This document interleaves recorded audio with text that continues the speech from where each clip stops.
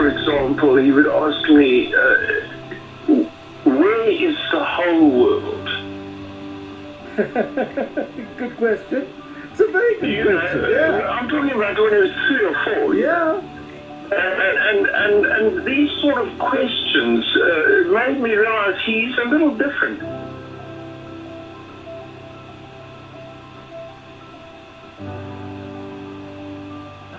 Why, Elon? Because why do we need to build a city on Mars with 1 million people on it in your lifetime? Which I think is kind of what you've said you'd love to do. Yeah, I think it's important to have a future that is inspiring and appealing. I mean, I just think that there have to be reasons that you get up in the morning and you want to live.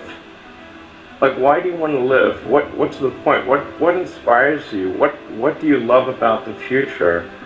And if we're not out there, if the future does not include being out there among the stars, and being a multi-planet species, I find that it's incredibly depressing if that's not the future that we're going to have. Essentially, when I was a kid, I was wondering kind of what's the meaning of life? Like, why are we here? What's it all about?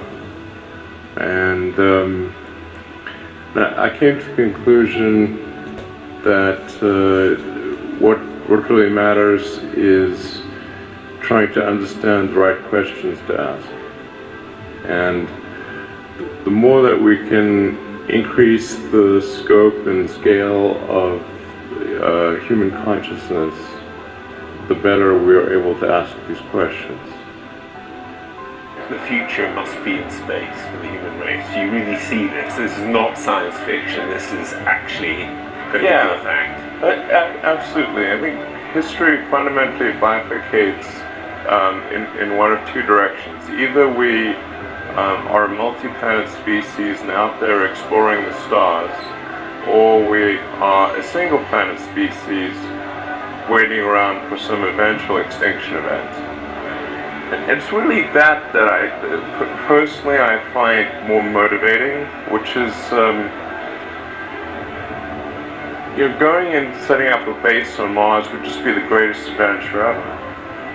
I think the thing that drives me is that I want to be able to think about the future and feel good about that. So we're doing what we can to have the future be as good as possible. To be inspired by what is likely to happen, and to look forward to the next day. That's what really drives me is trying to figure out how do we make sure that things are great and going to be so, and that's the underlying principle behind Tesla and SpaceX, is that I think it's pretty important that we accelerate the transition to sustainable generation and consumption of energy. It's inevitable, but it matters if it happens sooner or later. And then SpaceX is about helping make life multiplanetary, and doing what we can to continue the dream of Apollo, and ultimately make contribution to life becoming multiplanetary. Let's talk a little more about that. That's exciting. It is exciting. So what's your vision there? I think, particularly for Americans, thinking about America is a nation of explorers. People who came here from other parts of the world, they,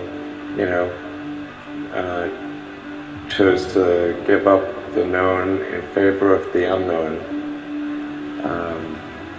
So I think exploration, like I think the United States is a distillation of the human spirit of exploration, and so that's why it appeals to Americans so much. You know, you can see this when, so there was a shuttle tragedy, and 7 people died, and that's terrible. But you know, a lot of people die all the time.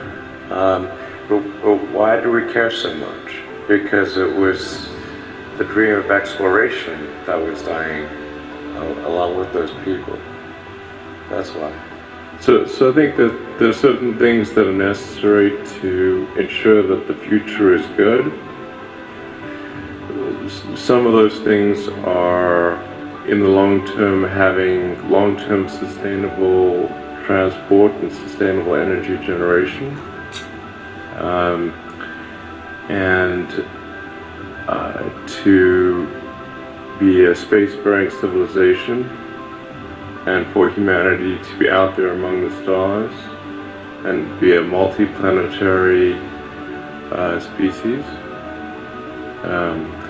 I think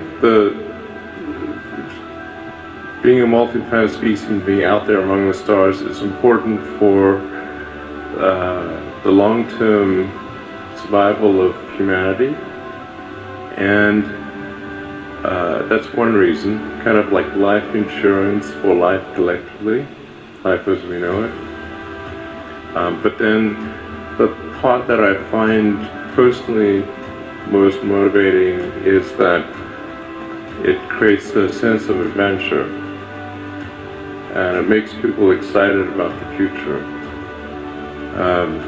If you consider 2 futures, one where we are forever confined to Earth until eventually something terrible happens, or another future where we are out there on many planets, maybe even going beyond the solar system.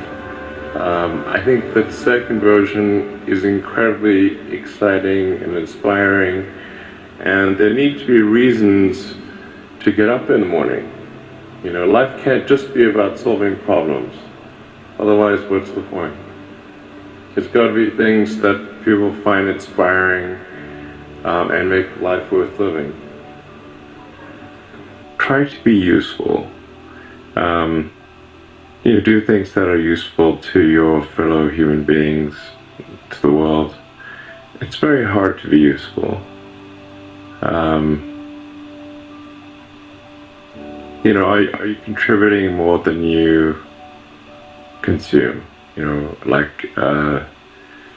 try to have a positive net contribution to society. I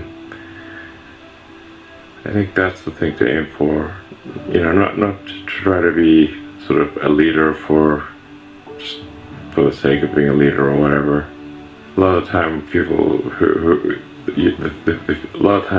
the people you want as leaders are the people who don't want to be leaders. If you live a useful life,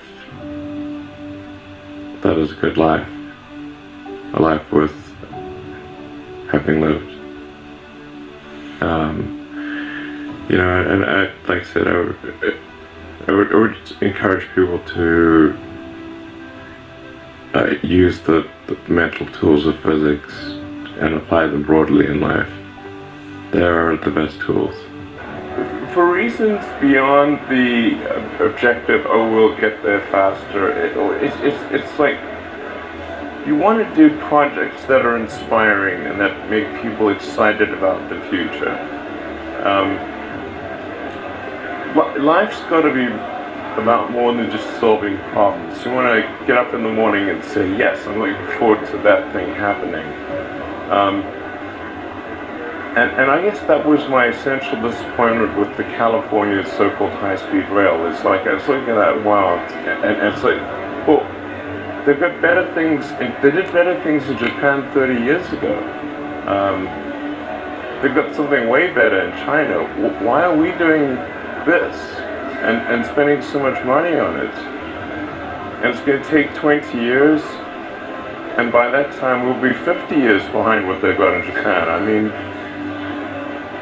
this just doesn't make sense. And that was my reaction. That was your reaction to what's happening in California. Yeah. We are behind California. Oh my God, really? Difficult though it may be to Wow. imagine. so I mean, Like try to learn a little about a lot of things. Because you might not know what you're really interested in. How would you know what you're really interested in if you at least aren't like doing a peripheral exploration of broadly of the knowledge landscape? And you talk to people from different walks of life and different industries and professions and skills and occupations. Like just try to learn as much as possible. Man's search for meaning. I want to know, what is the one thing that has surprised you about your life? Oh, one thing. Wow. Well, I'm surprised about the whole thing, honestly. I certainly didn't expect to be for any of these things to happen. Honestly, I just I now wanted to be involved in technology, and